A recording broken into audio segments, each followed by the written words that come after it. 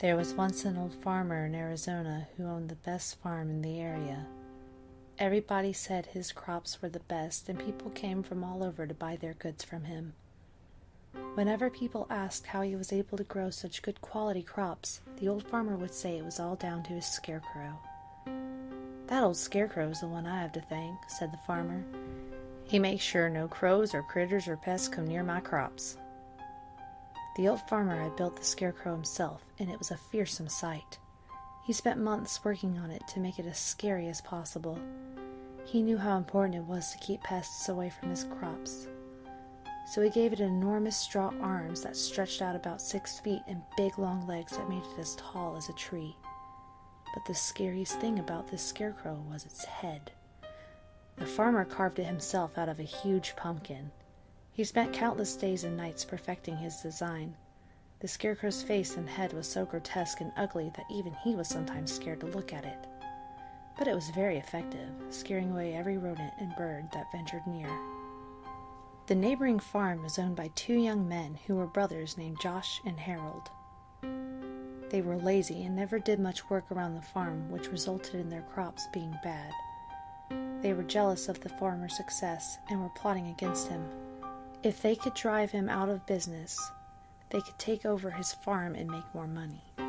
So one night, the brothers decided to sneak out onto the old farmer's land. They stole his prized scarecrow and brought it back to their own house, where they stuffed it into an old closet so no one would ever find it.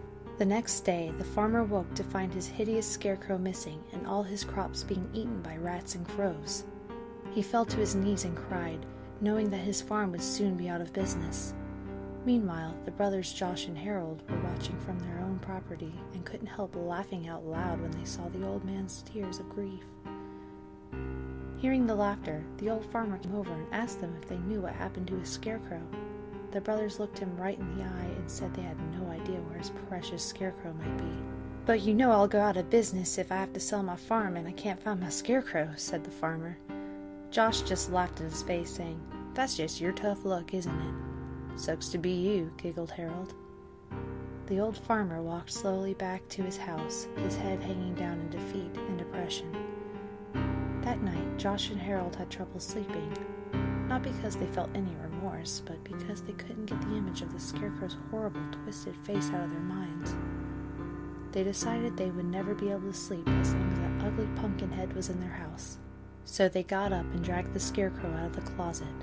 Harold took a baseball bat and smashed the scarecrow's head to pieces until all that was left was little bits of pumpkin strewn about the floor. The brothers swept up the pumpkin head pieces and threw them in the trash. Then they went back to bed and were soon fast asleep, having put all thoughts of the disgusting scarecrow face out of their heads. Sometime after midnight, Josh and Harold were awoken by the sounds of scratching and clawing at their bedroom door. "Did you forget to put out the dog?" asked Harold sleepily.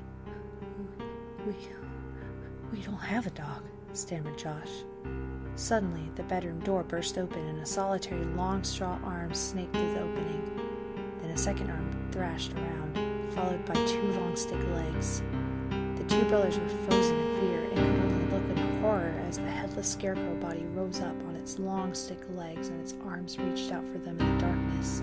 Harold felt a cold, sinewy straw claw close around his ankle and screamed as loud as he could.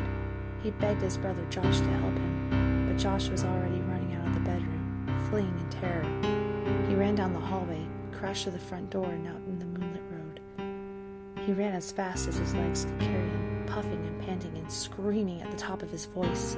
As he passed his neighbor's house, he saw the old farmer standing at his gate. In the moonlight, he could see the farmer just staring at him with a strange smile on his face.